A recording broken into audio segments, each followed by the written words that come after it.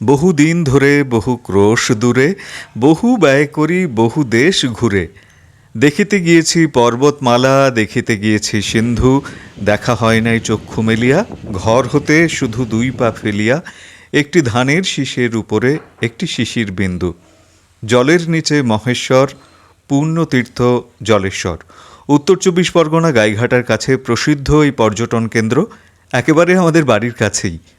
প্রতি বছর এই সময়টায় ভিড় একেবারে উপচে পড়ে। নৈয়াটি হালিশহর এই অঞ্চলের গঙ্গা থেকে জল নিয়ে দীর্ঘ পথ পায়ে হেঁটে পুণ্যার্থীরা আসেন শিবের মাথায় জল ঢালতে। শহুরে ব্যস্ততা এখানে নেই। জলেশ্বর একটি গ্রাম, প্রকৃতির খুব কাছে, নির্জনতায় আধ্যাত্মিক ভাবনা চিন্তায় সময় কাটানোর জন্য আদর্শ স্থান জলেশ্বর। পৌঁছানোর খরচও খুব বেশি নয়। কলকাতা থেকে কাঁচরাপাড়া বা হাবড়া রেল স্টেশনে নেমে বা গোবরডাঙ্গায়ও নামতে পারেন। সেখান থেকে বাস, টোটো, অটোরিকশায় গাইঘাটার কাছে জলেশ্বর।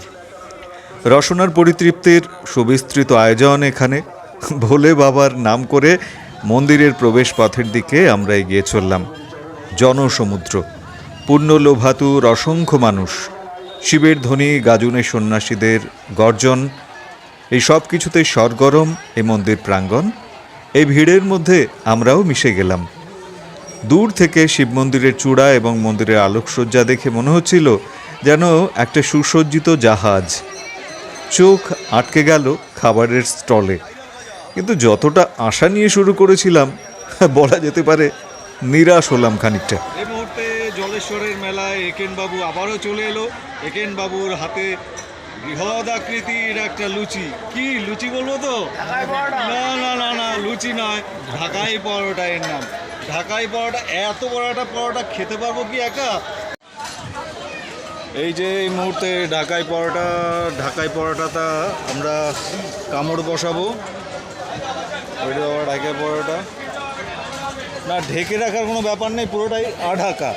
তার ঢাকাই পরোটা কেন নাম আমি জানি না, এটা ঢাকায় উৎপত্তি কিনা এ বিষয়ে খাবার টাবার নিয়ে যারা একটু গবেষণাধর্মী কাজ করেন তারাই বলতে পারবেন ঢাকাই পরোটা কেমন। কিন্তু টেস্ট কেমন ঢাকাই পরোটার? তো ঢাকাই পরোটা দেখতেটা যতটা সুন্দর, টেস্ট কিন্তু অতটা ভালো নয়, নাকি মনে হচ্ছে? চলো আমরা একটু খাই।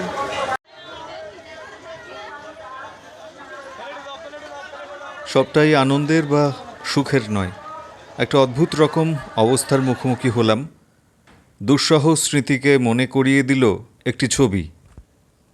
এবং এই স্টলে কথা প্রসঙ্গে তিনি বিভিন্ন বই দেখাতে দেখাতে নিজেরই একটা ছবি তুলে ধরলেন। এই ছবিটা কিসের যদি একটু বলেন? এই ছবিটা আমাকে মেরেছিল, কারণ গানের বায়না দেওয়ার কথা বলে ডাকে নিয়ে।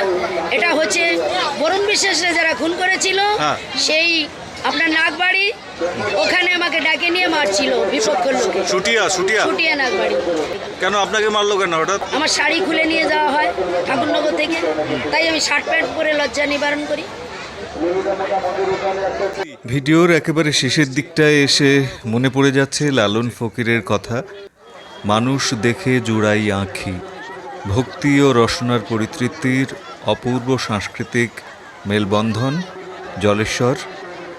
জলেশ্বর জেগে থাকুক আমাদের হৃদয়ে।